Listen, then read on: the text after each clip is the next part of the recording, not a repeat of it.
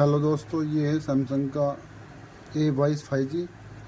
इसमें प्रॉब्लम क्या है, इसके साउंड बहुत ही कम आ रहे हैं, बहुत ही हल्के हल्के के साउंड आ रहे हैं, बहुत ही कम, बहुत ही कान लगा के सुनना पड़ता है। इसमें देखते हैं क्या प्रॉब्लम है। दोस्तों, हमने इसके रिंगर डब्बे भी चेंज करके देख लिए, तब भी साउंड बहुत ही कम आ रहे हैं। वोल्टेज भी चेक करी, तब वोल्टेज भी सेम ही आ रही थी। सब कुछ टेस्टिंग करने के बाद सब ओके था। फिर हमने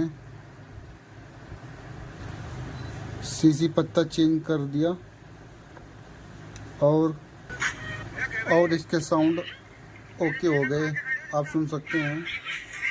तो सीसी पत्ते की प्रॉब्लम निकली है इस फ़ोन के अंदर। ओके सर, अगर आपके पास कोई मोबाइल बहुत लो साउंड के लिए आए तो एक बार उसका सीसी पत्ता चेंज करके देखें। Okay guys, thank you.